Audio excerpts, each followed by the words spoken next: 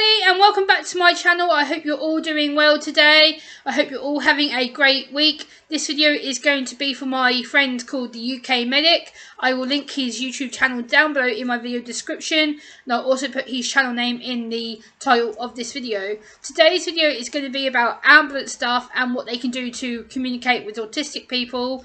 And as an autistic woman, I thought it was important to talk about this topic because as an autistic woman who's had dealings with ambulance staff in the past and has worked with them in the past during her voluntary work, I want to talk about how we can effectively help ambulance staff who go to situations when they might come into contact with autistic people, or they might be treating autistic people, or they may be going to autistic people's homes where there's an autistic person who's a witness to an incident or whatnot. So I thought it'd be good to talk about how to communicate with autistic people if you're giving someone medical treatment, or if an autistic person becomes someone who needs medical treatment or needs medical admission to hospital. So yeah, I'm doing this video for my friend the UK Medic and ambulance staff all across the UK who work for the NHS, which is the National Health Service here in the UK, who are on the front line every day saving lives across England. These guys are the total heroes.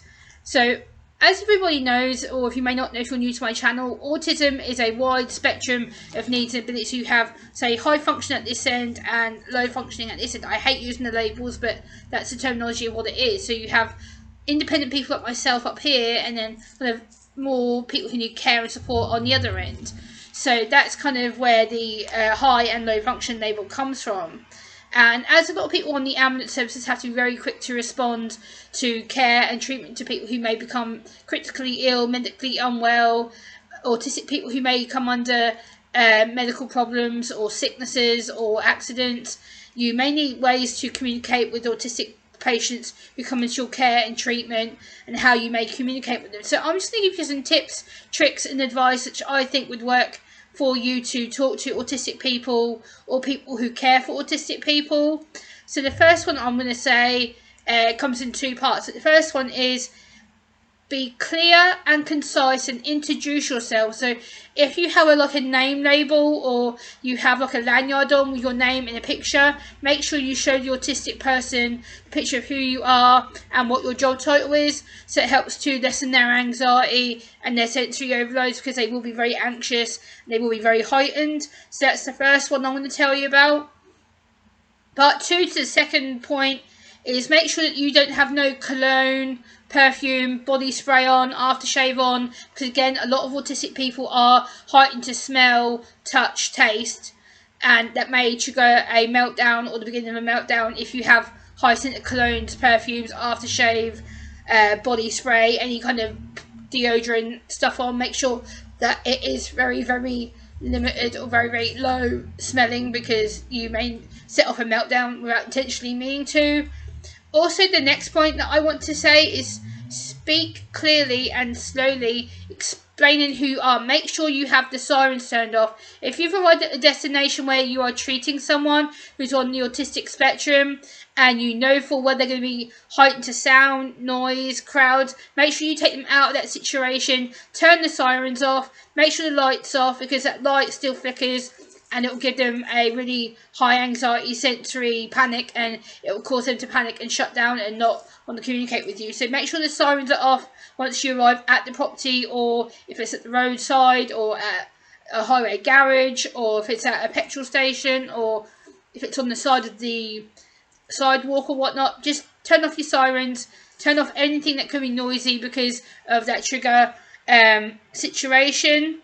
So yeah, explain who you are. Explain why you've been called to the situation. So you need to make sure you give direct and clear, suitable answers to who you are, why you've been called there, whether it's by the family, by someone who's a witness, by someone who happens to be with that person, and they can explain to you what's happened. But make sure you tell them why you're there, what you're going to do, how you're going to help them, how you're going to support them, and then guide them through the process of the care and treatment that you are going to be providing in that instance on that. Also, the next thing that I'm going to say is make sure you give them direct answers. So yes, no question answers, because if you're someone who is trying to get autistic people to communicate with you, it needs to be yes, no. How is your pain? Is it number 1? Is it number 2? Is it number 3? Is it number 4? And then it gives them a chance to go, yes, no, my pain is here. Yes, no, I'm anxious. Yes, no, I'm upset. Yes, no, I may communicate with you. So it gives them that direct answer in communication with you as well. Explain if you do need to take them to hospital, what the next step's going to be. So whether that's putting them into the ambulance, taking them to hospital, putting their seatbelt on, giving them a painkiller. Make sure you explain what the treatment is all the time. Constantly remind them that it's okay to talk to you or not okay to talk to you, and make sure you assess their needs and if they are coherent or non-coherent. So you need to make sure that at all times that you're able to suitably communicate with your patient and give them time to think about each answer. So because a lot of autistic people are 6 seconds behind in the brain, so it's called sensory processing. So each question or each statement that you're asking of them, they are going to be delayed. So if you say, oh, how is your pain?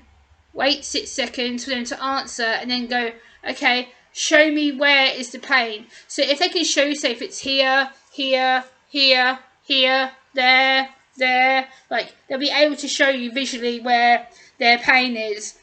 So make sure you give them time to answer you rather than just giving them question after question after question after question, because you are going to shut them down. On their way to hospital, make sure you have someone who's with them. So whether they have a carer, a professional person, a family member, a friend with them, make sure they're able to bring their friend, carer, professional person with them, because they are going to be in a heightened state, they are going to be in pain, they are going to be upset potentially, they may be a bit violent. Not all autistic people are violent, but some do have violent tendencies. You do have to look out for your colleagues as well as the autistic person and their family who they may be associating or who they may be bringing with them during their treatment into hospital. Do not expect direct forced eye contact, because a lot of autistic people like myself can't give eye contact. They will become very nervous, they will become very scared, anxious, they may kind of look all over the place like this. They may turn away from you and they're trying to mentally process what they need to do, and the more that they look away to process the information, then they can come back to you, look at you, and then they're able to verbally communicate with you on a level that isn't going to stress them out and force them into a meltdown or a panic attack. Understand that we will have heightened anxiety as well. The heightened anxiety is because we're under flight or flight response, that our body's going, uh-oh, uh-oh, uh-oh, uh-oh, and it's slowly building and building and building and building and building and building until our brain just goes, this is bad, real bad, don't want to talk to you, bang, I'm not going to communicate. So it's basically that you have to be very careful when it comes to communication with them. Don't think we're being shifty, lying, deceptive if we don't look at you straight away by talking to you. It's not that we're lying or trying to get out of a situation. It's because we are so mentally overwhelmed and anxious that our brains just can't do it. So please understand that as well. When you talk to us, strike up a conversation with us about our favourite hobbies, interests. So for a lot of us, we may have interest in science or Disney or Doctor Who or football, or for me it's politics, or for me it may be music, or it could be poetry, or something so simple to get me to communicate with you. So it literally is like my favourite interest, because that will open up the communication, that will open up the discussion for us to talk to you without thinking, oh, we're under pressure to go this. And if you talk to us about our favourite interests and you get us to talk to you on a level that we understand, that we're comfortable with, then you'll get that open communication rather than us appearing to be shut off or rude or brash or not wanting to respond to you. That's not the truth at all of the matter. If we are in hospital, please explain to the hospital doctors, receptionists, why we're there, what the injuries are. Make sure we know exactly what's going to happen, because a lot of the time when I've been in hospital before, they left me in a corridor and then I was like left there in pain without painkillers for quite a long time. So make sure that the autistic person is checked upon, make sure they are witnessed, triage, looked after, given pain pills, pain medication if they so choose to have that medication given to them. Also, if the autistic person that you are around has a form of ID on them, whether it's a passport or an autism alert card or a disability awareness card, make sure you take details of that card and write it down on the notes what you're writing down about the patient, because that'll be vital to helping the other doctors and the other professionals who you pass that autistic person on to communicate with them and further carry on that treatment with the people that they are with at that time. Or if they're on their own, then at least they've got the basic information to find out who them person's parents, carers, professional people are. And yeah, if they've got some form of like fiddle toys, sensory toys, like you see them going like this with their hands, or they may have something in their mouth that they like to chew on, don't take it away from them, because again, that is a way of self-regulating, make sure they're being calm, and that gives them a sense of peace, and it helps them to soothe when their body feels that they're just going to shut down and panic. So I hope these tips, tricks and advice have helped you. If you felt that I've missed out anything, please let me know in the comments down below, and I will see you next time. Bye!